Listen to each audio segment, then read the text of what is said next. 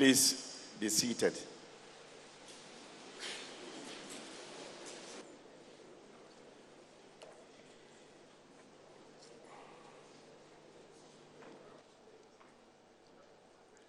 Your Excellency,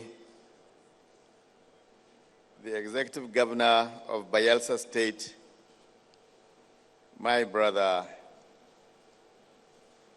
Honorable Henry Seriake Dickson, and your dear wife,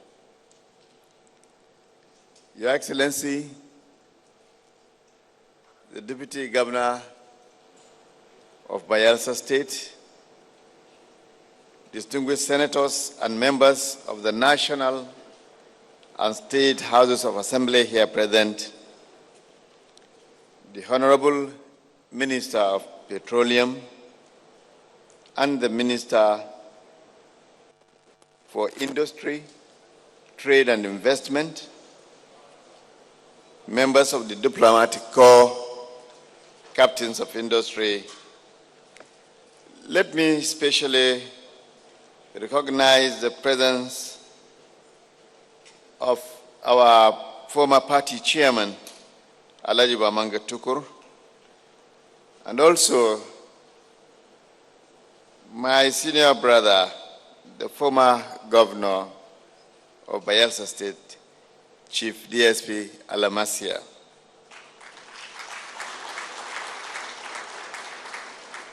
I will also specially recognize the Chief Judge of Bayelsa State and other senior citizens,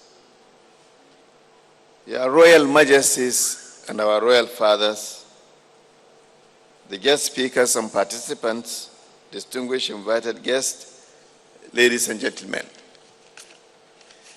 I will start my speech by extending the sincere greetings and felicitations of Dr. Goodluck Ebele Jonathan GCFR, the President of the Federal Republic of Nigeria, who would have liked to be with us this afternoon, but for some other exigencies of his office, and has therefore directed me to represent him on this very important occasion.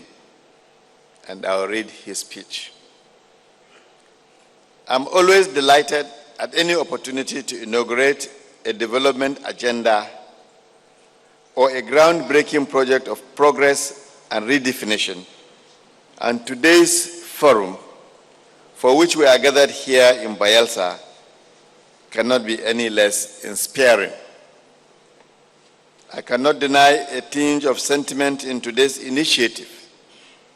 Right from its creation in 1996, Bayelsa has remained a beautiful but rural state and its vast potential not fully realized. This gap between potential and full realization is the great business opportunity that Bayelsa State Government, by this summit, is calling attention to. I want to specially thank my brother, the governor, and the government of this very important summit. As the pioneer deputy governor and second civilian governor, I have a good understanding of what is required to put Bayelsa State in proper perspective. Bayelsa State is undoubtedly green in vegetation and green in investment opportunities. So what is required today of Bayelsans and all people of goodwill who seek to partner in her growth and development? The first imperative is to secure peace in Bayelsa State and all the Niger Delta. Because without peace, we cannot plan, and even when we make the best plans, they cannot be effectively implemented for the benefit of people for whom they are designed for. The second imperative requires for Bayelsans rapid development in unity. Unity above partisanship and politics. Unity against internal division, but preeminently unity in planning and development. In this regard, let us very quickly reflect on the theme of this forum, which is appropriately unlocking Bayelsa State's economic potential, opportunities, and challenges. Placed against the imperative I mentioned, without peace and unity, we can neither identify opportunities nor tackle challenges, and certainly not unlock our economic potentials. I'm glad the government is not resting in mobilizing our people for the great and the urgent task of development by working hard to secure sustainable peace. I suggest that the work for peace be now broadened in a way that all neighboring states will work in unison with Bayelsa State so as to celebrate our collective aspiration for development in the shortest possible time.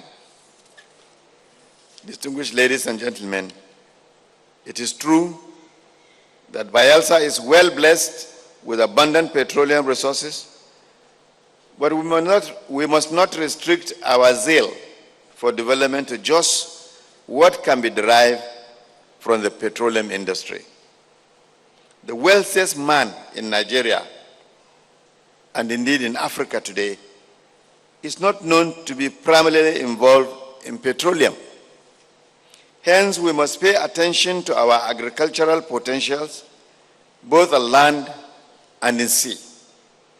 We must pay attention to our unique coastal landscape, which is not only desired for tourists globally, but facilitates maritime traffic with its wide prospects.